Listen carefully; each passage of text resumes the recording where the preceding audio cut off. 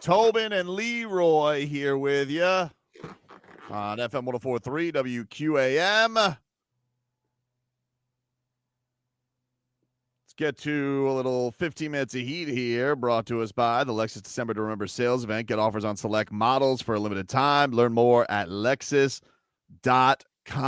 And while you guys were watching football yesterday, if you guys weren't into the hoops, the Miami Heat, they beat the Philadelphia 76ers yesterday, 127-117. No Embiid, no Edgecombe for the Sixers, but they did have I can't believe Paul George still plays for them. I'm like, what? He's still hanging around, huh? I didn't. What did he play well? Because I know he played Not well really. his first game back. Mm-mm. Oh, okay, he's old. No, he didn't play that great. Maxey played good, but then the Heat were like, oh, they just have Maxey, and they had Watford for them played pretty good, and then McCain. I gotta tell you about this McCain. Got a little too big for his britches right off the bat because he hit Drew Smith with a too small in the first quarter, and Drew Smith then was just like, "Cool, dude. Yeah, we're gonna lock that bleep up for the rest of the and remainder of the day." But no, Norman Powell he's amazing. He's like he can't be. He's just on a complete tear for this Miami Heat team. He's been unbelievable. 32 points yesterday, but just is like so in the flow state. Everything seems to be working for him. Khalil Ware, I mean, now the light bulb looks like it's gone off. He got the message. Now he loves rebounds. Like finally it got to him where it's just like, oh, he's like, I can make a monster impact. And this happened like second quarter. I think he ended up with like 3 putbacks on like one basket. And he was gobbling it up. He had a career high in offensive rebounds yesterday. He's been awesome. He's a great player prop on the Hard Rock Bet. They're not onto it yet. He's like these 2 games this weekend. He puts up 30 rebounds in 2 games on the road trip. The Heat, who weren't a good road team going into these games, they blew the doors off the Chicago Bulls. Yes, killed them, 143-107. And honestly, the cool story about that one was Keyshawn, because Keyshawn finally got some time. No Andrew Wiggins on this trip, no Jovic. So you knew he was going to get some time. And Spo was like, I'm going to finally not play him at the 5. And he did great. He was just playing free. He was playing loose. He got a ton of rebounds. I mean, it wasn't the prettiest field goal percentage in the world, but he just got to play balls to the wall energy, which is basically what he should be doing. Right. And so he got to have a moment. Like it's been cool seeing this throughout the Miami Heat's run, where like it just feels like every single night could be anybody's night. It could be Fontecchio's night. It could be Norm Powell, or most nights have been Norm Powell's night because he's awesome. But it could be Wiggins' night. It could be Fontecchio's night. It could be Drew Smith's night. It could be Keyshawn Johnson's night. And they weren't 4 over 500 last year. They weren't 5 over 500 last year. They're 11-6. They're 3rd in the East, and they got the Mavericks in town tonight. And it is lining up. I believe it is going to be Tyler Herro's return tonight. Oh, Boy Wonder makes his return tonight for this Heat team, which is just if they're slow, absolutely humming right now. If they're slow, because everybody trying to feel their way around, I'm gonna be hot. Yeah, we'll see. Tyler, you see how the game has been played. You see how they've been playing. Huh? You're not gonna give him time to get himself. No, I am, but I'm saying that would just be like frustrating. No, I get you. I'm going in optimistic. I don't think it's gonna be an issue. I don't know, but it is tough for him because your team is humming right now. It's kind of like, hey, don't hold us back, feeling this way out. You want it to be like right off the bat. Like Bam came right back, seamless. He was just like, all right, we're playing awesome now. We're keeping it moving. The ball's not in his hands all the time. Yeah, that's it. It's going to be interesting. To go from here's the ball, go help us win, to now we have this. We running. Everybody gets a touch. Everybody open shot. Whoever has it takes it. That's a different kind of thing. Now, I will say this. It ain't like he ain't been watching this. It ain't like he ain't been practicing this. So he has an idea of what's going on and how he's going to fit in. I'm always going to give him some leeway with that. He knows how he's going to fit in. He don't need to press. I also kind of agree. Like, and I know, Tyler will use screens a lot and all that, but this was an offense and a team that was built around playing slow because their best player was a slow player. Like that's I don't think that was dictated on Tyler Herro. The reason that they played like that, I think it was a Jimmy Butler offense that they're trying to do that. I don't think he's somebody who can't do this. And, I think it's unfortunate that, some of the times that he's been out, the team has had great runs, but I'm also wondering, like, how potent can this look as well because of the shooting display that you can have from Norm Powell and Tyler Herro. He's been a guy who's had some good chemistry with Ware as well. So I don't know. Going into it optimistic. I'm going into this optimistic. This is going to be an interesting week. You got this game. You got the Bucks NBA Cup game on Wednesday.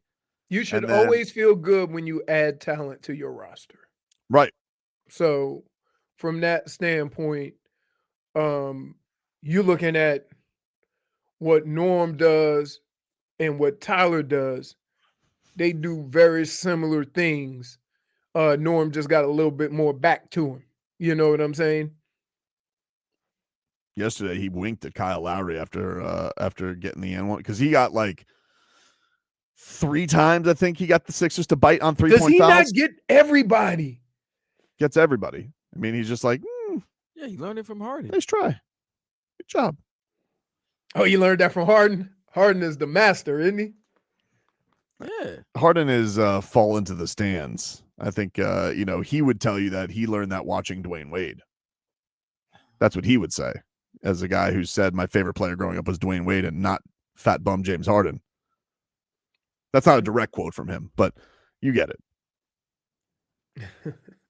You just had to take a shot. Yeah. What?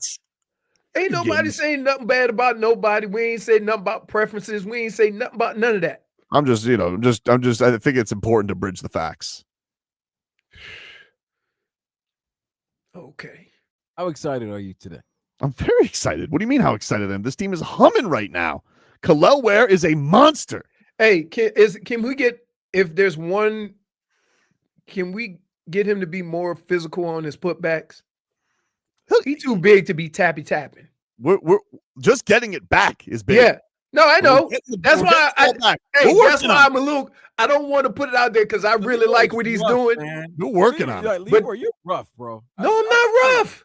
You are, bro. You don't, I don't know. Maybe it's the Bo Schembechler. Maybe he's Bill Belichick in your mind. No. Like, can we just take step by step? But yes, I just said that. I said, listen, I don't want to, but he's right there. But there's a but. There's always a but. That's what I'm saying. No, it's that's not true. I understand what Leroy's saying. I know that there's times where the touch looks a little, but I think that's going to come because here's the thing that I look at. I think when you make the most difficult shots, that means that you can get the easy shots eventually.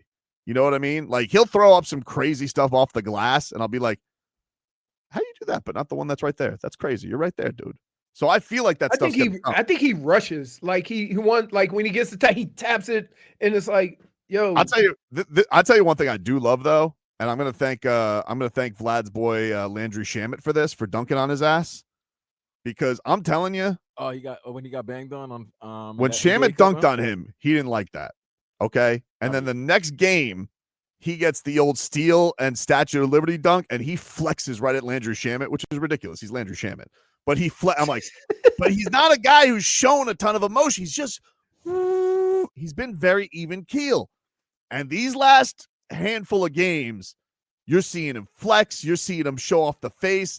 You're seeing him buy into that type of stuff. Like he's just playing with more emotion. And I love that from him. I think everybody's loving on him getting those rebounds, the tough rebounds. He's all over. He's not just getting rebounds on the rim. He's going all over the place to get rebounds. And I think the rest of the team is kind of like, yeah, this is what we need you for. And he's feeling it. I'm so excited.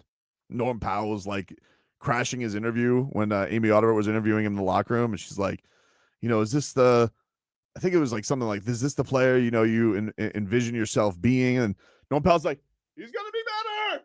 He's going to be way better, dude. I'm telling you, it doesn't stop here. And Ware's like, I'll just co-sign what he said.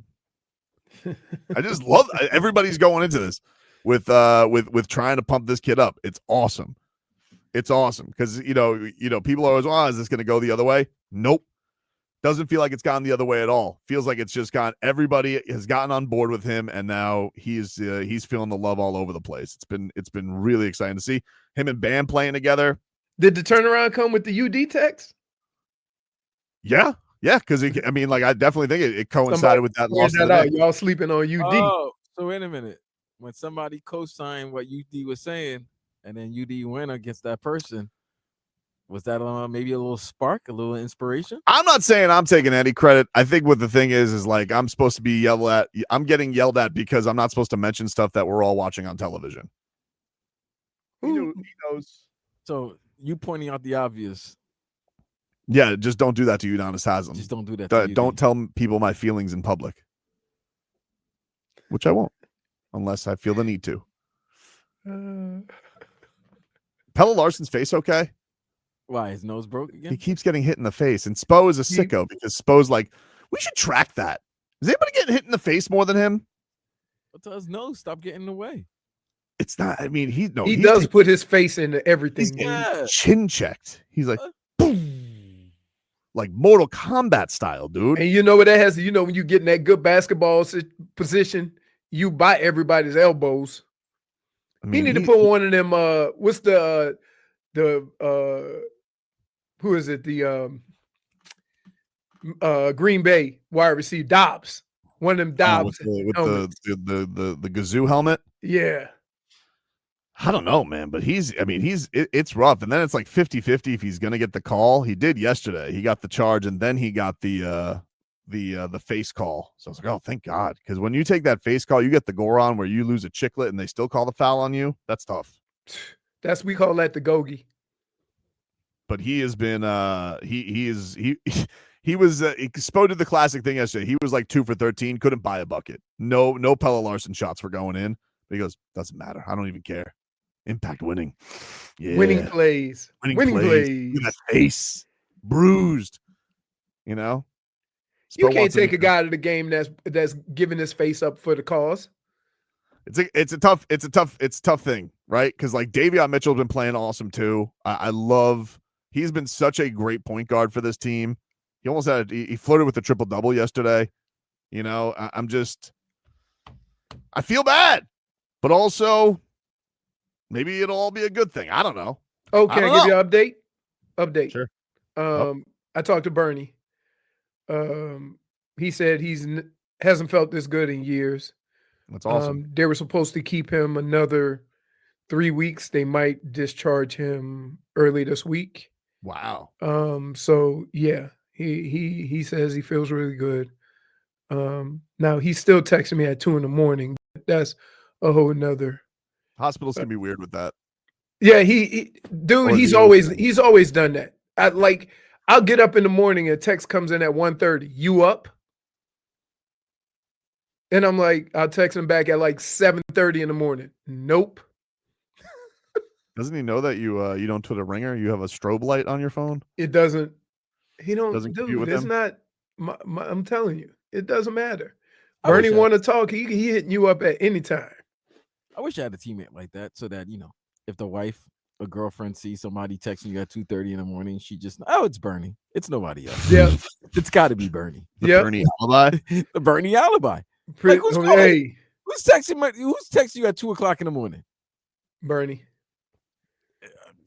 Yeah, that's your best bet. Yeah. That's your best excuse. Yeah. Take a break. Get you caught up with your headlines. Happy that Bernie's doing much better because that was scary. Yes, very. I've been going through it with him for like a year. Mm-hmm. Like not knowing, you know what I mean? Because it gets to a point where you don't know, it's got to happen quick. Right.